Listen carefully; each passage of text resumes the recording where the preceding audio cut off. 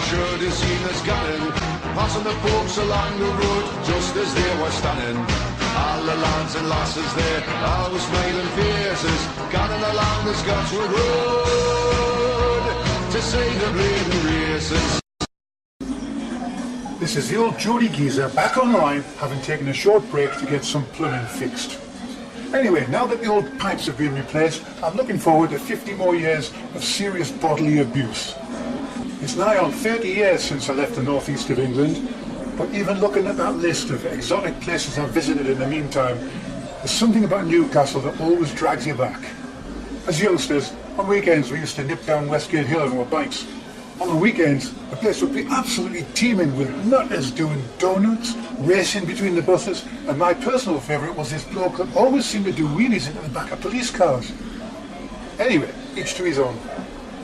I remember one Saturday going into Ken's Motorcycles to buy a clutch cable for a bike that I'd bought 2 days earlier. I wasn't 100% sure about the model, so the bloke gave me a clutch cable and said, if you can't fit it, bring it back, I'll give you your money back. Anyway, walking out the door, I saw my bike disappearing off up Westgate Hill in a cloud of blue smoke. I turned straight back round, went back into the shop and said, can I have my money back, mister? He says, what's the matter, can you fit it? I said, no, not that bloody speed. I never saw the bike again. And what about just sitting on a wall halfway down Westgate, eating fish and chips, watching the world go by? Who'd have thought that something so simple could have given you so much pleasure? The joys of Westgate in those days, eh? But now it could be the anticipation of getting off the metro at the Haymarket and walking towards St James's Park on a Saturday lunchtime. There was an energy about it. It was absolutely heaving. Going to watch the likes of Beardsley, Keegan, Chrissy Waddle, and even a young lad by the name of Paul Gascoigne. While I definitely missed being there, the advent of satellite TV and the internet makes keeping up with events much easier.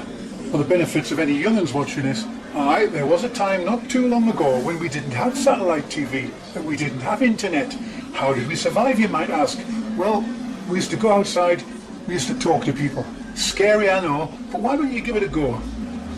I can feel a they don't know they've been born yet rant coming on, but I think I'll save that for another day. Not too long after I left the UK, at a time when Newcastle were almost guaranteed a slot in the Premier League, I ended up paying a fortune to get the right satellite dish and decoder so that I could watch all the games in the Middle East. And to keep up with the local news, I'd go on the newspapers' websites to see who'd been up to what and how long they'd been put away for.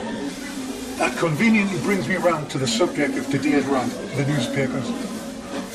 Is it just me, or has the quality of sports reporting in the Chronicle gone totally down the toilet recently? My God, what do you have to do to get a decent story out of them?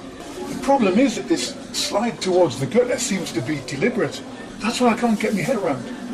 I think that the internet has managed to drag the average intelligence level of your average punter so low that the Chronicle feels it has to follow suit to maintain its readership. And that has to be a load of bollocks. Come on, lads.